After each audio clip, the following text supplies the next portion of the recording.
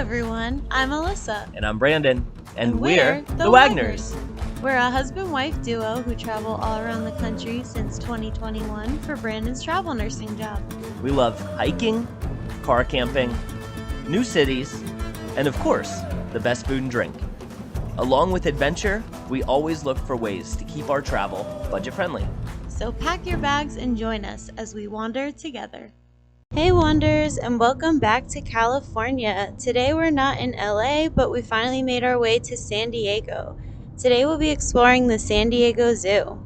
Some of you know that the San Diego Zoo is renowned for its conservation efforts and breeding programs for endangered species. The zoo is home to over 3,700 rare and endangered species. I personally first heard of the San Diego Zoo from the 2005 film Madagascar, and honestly, I've wanted to go ever since that moment, so I was very excited to come. I'll start with some general information before we get to our experience, but I'll spoil it now and say that we had a great time.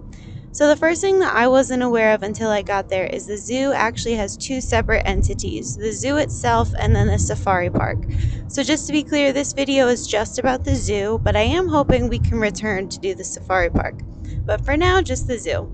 So the zoo is a little expensive, but honestly, it's huge and we easily spent 6 hours there and honestly could have even spent longer. So the admission for adults is $71 and $61 for children ages 3 to 11.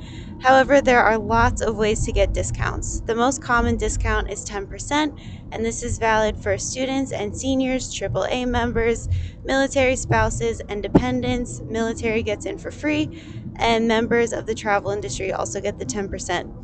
Please note that all of these discounts can be purchased at the gate, and you have to have the appropriate valid ID with you. There are also passes that can be purchased that give you access to a few activities, including the zoo. So there's different passes, and each one will come with different activities and prices. So browse around to see which one is the best for you, but some of them include the Go San Diego Pass, vacation passes that you can get with your hotel, Go Los Angeles Pass, and San Diego City Pass. There are also discount combo tickets that you can get on the San Diego website, as well as group discounts. And if you're going in October, kids ages 11 and under go for free that entire month. So I'm pulling all this information from a blog called La Jolla Mom that I'll link in the comments so you can browse around the site and see which one is the best for you. So what I'm saying is there's really no way that you should have to pay full price for this one. Also, they have a huge free parking lot, so don't worry about parking once you arrive. So this is a little more expensive than things we typically suggest, but I promise it's well worth it. On that train of thought, let me reiterate just how massive the zoo is and how much there is to do. The zoo is 100 acres and they have over 14,000 types of animals, so there is so much to see. Close to the park entrance, they have a long free sky ride that will give you an overview of the park and drops you off at the back end of the zoo so you can work your way forward. This is so fun to look down and see all the animal enclosures from above, and it will already give you a preview of all the new types of animals you'll see when you are done riding. So one of the zookeepers gave us a fun little tidbit that I had never heard before. I wasn't aware that Dr. Seuss actually lived in La Jolla, and he got inspiration for a lot of his fictional creatures from the crazy animals he saw walking around the zoo. So be on the lookout for monkeys and other animals that resemble some of your favorite classic creatures. Alright, so let me tell you about our experience. If you followed our channel for a while, you may have noticed that we love zoos. Our most important feature as tourists when we go to the zoo is for animal visibility. Of course, we like to know that the animals are being cared for and the conservation efforts are being made, but speaking strictly as a consumer, we like to see that the animals are easily seen in their enclosure. So I'm happy to say that the San Diego Zoo has great vantage points for viewing all the animals. If the exhibit had an animal, it was easily spotted. We were also glad how many of the exhibits were open air if appropriate, or glass rather than cages, which can be hard to see through. One thing that was kind of annoying but ended up working out was trying to follow on the map where we were, where we had been, where we wanted to go, and how to get there. There's lots of asides that you don't want to miss, so it can be pretty easy to get yourself mixed up. But luckily, all the staff are super friendly and helpful, and they're always ready to help point you in the right way. One thing that I loved about the zoo, and honestly San Diego in general, is all the plants.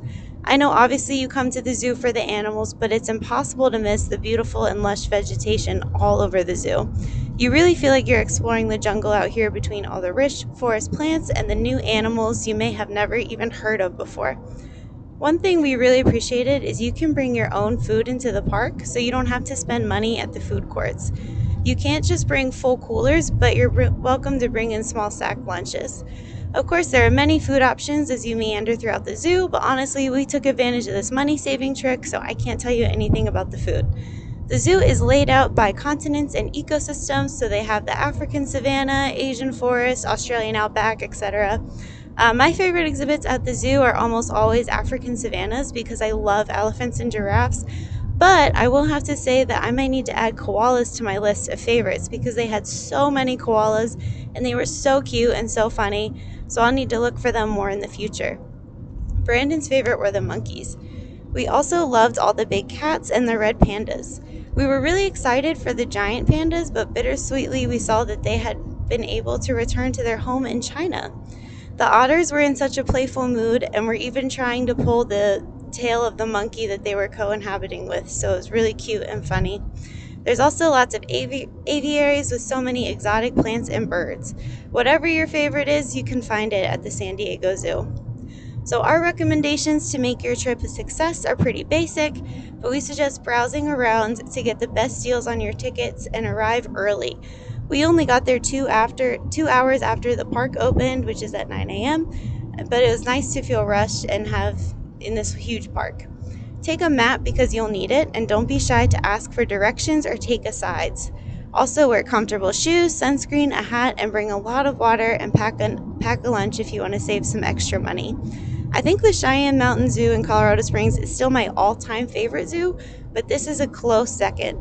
Thanks so much for coming to the zoo and let us know how your visit went. Please remember to like and subscribe so you can wander with us again. Till next time, bye!